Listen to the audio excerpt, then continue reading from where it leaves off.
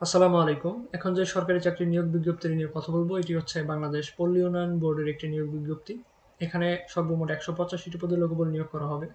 অর্থাৎ বুঝতেই পারছেন, মোটামুটি বড় একটি নিয়োগ বিজ্ঞপ্তি, যেখানে আপনারা বাংলাদেশের সকল জেলা থেকে আবেদন করতে পারবেন।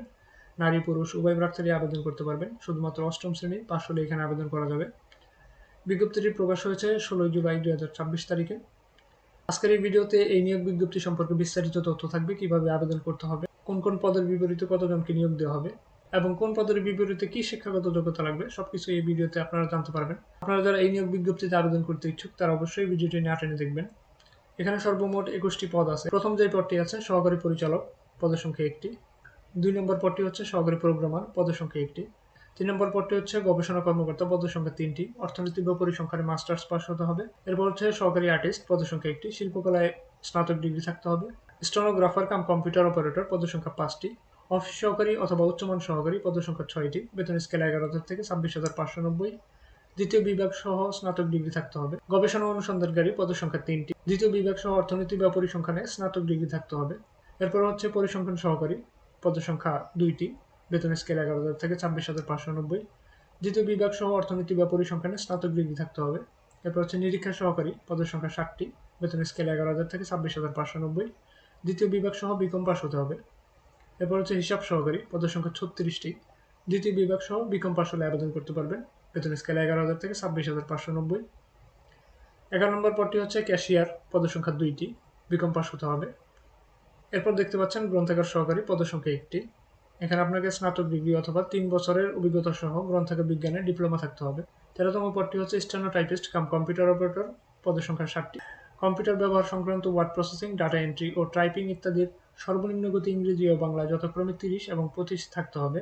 এছাড়া কিন্তু উচ্চ মাধ্যমিক পাস হতে হবে, অর্থাৎ ইন্টার পাস হলে আবেদন করা যাবে। ১৪ নম্বর পদটি হচ্ছে প্রশিক্ষক, পদের সংখ্যা ১টি।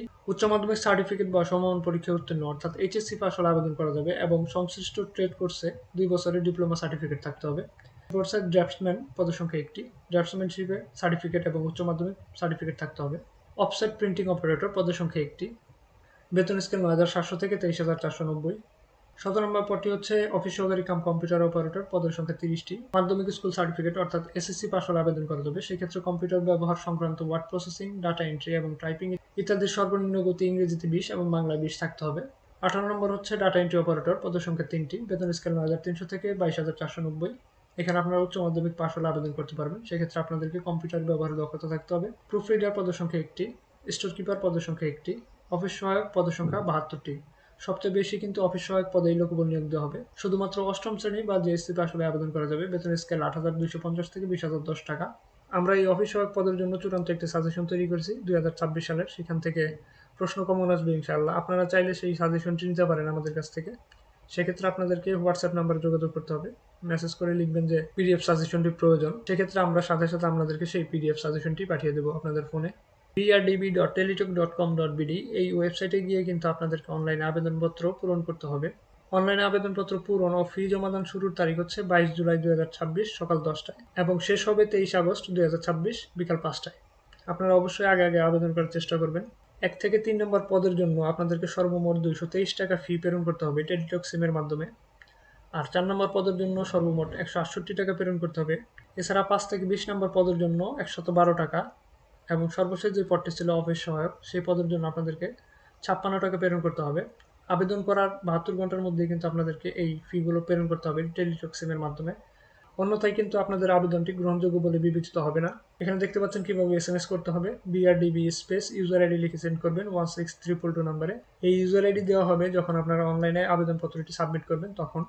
এভাবে প্রথম এসএমএসটি পাঠানোর পর আপনাদেরকে কিন্তু একটি ফিরতি এসএমএসে তারা পিন কোড দিবে। সেই পিন কোডটি পাওয়ার পর আরেকটি এসএমএস প্রেরণ করতে হবে। বিআরডিবি স্পেস ইয়েস লিখে স্পেস তারপর পিন কোডটি লিখে সেন্ড করবেন 16322 এই নম্বরে। আর অনলাইনের আবেদনপত্রটি অবশ্যই ডাউনলোড করে প্রিন্ট আউট করে নেবেন। এটি কিন্তু অবশ্যই আপনাদের পরীক্ষার সময় প্রয়োজন হবে। এছাড়া প্রবেশপত্র যখন দিবে সেই প্রবেশপত্রটিও কিন্তু আপনাদের প্রয়োজন হবে পরীক্ষার সময়। সকল পদে প্রার্থীর বয়স ২২ জুলাই ২০২৬ তারিখের মধ্যে ১৮ থেকে ৩২ বছরের মধ্যে হতে হবে। এর বেশি বা কম হলে কিন্তু আবেদন করতে পারবেন না। আর আপনাদের কাছে একটা রিকোয়েস্ট, যদি এই ধরনের সরকারি চাকরি নিয়োগ বিজ্ঞপ্তি সম্পর্কিত ভিডিও পেতে চান তাহলে আমার এই চ্যানেলটি সাবস্ক্রাইব করে রাখতে পারেন। আর ভিডিওটি ভালো লাগলে অবশ্যই একটি লাইক করে দিবেন।